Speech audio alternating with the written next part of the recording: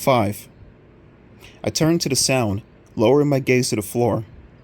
Meow. I pushed past Freddy and dropped down to my knees on the stage, searching for the cat. Allison? Is anything wrong? Mr. Keynes demanded.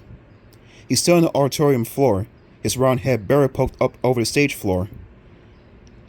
That cat, I murmured. He cried out again, a little softer, sort of a mewing sound. Where is he? I cried. Does anybody see him? A couple of kids on the stage crew stared at me from backstage. Do you hear him? I called to them. They shook their heads. Allison? I don't see a cat, Mr. Keynes called impatiently. Can we continue the scene? I heard him, I insisted.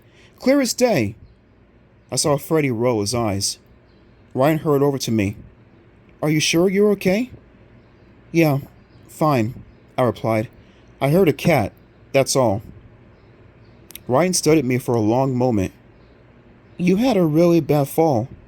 Maybe I didn't fall on my head, I cried. I'm not crazy, Ryan. I heard a cat. I guess I was shouting. I turned and saw everyone in the auditorium staring at me. Places, please, people, Mr. Keynes pleaded. I followed Ryan back to the center of the stage. I heard the cat's cry again from very nearby. Did you hear that? I cried. Ryan and Freddy stared at me blankly. Allison, please continue, Mr. Keynes urged from the auditorium floor. Walk to the chamber closet now, he instructed. Remove the royal scepter and bring it to King Raymond. Okay, I said. I started toward the wooden cabinet across the stage. King Raymond, what is your line? Mr. Keynes demanded. Freddy's mouth dropped open. I could see he was having trouble remembering. We hadn't rehearsed this part of the scene yet.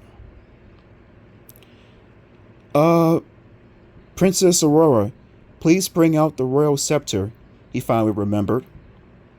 I stepped up to the cabinet, pulled open the door. 2 yellow eyes stared out at me.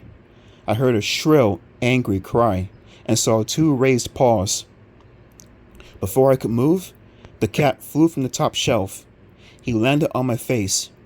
I cried out as the claws dug into my shoulders. With a furious hiss, the cat raised his head. His yellow eyes flared like the sun. No! Help! I let out a shriek and stumbled backwards as the cat bared his curved fangs and lowered them to my throat.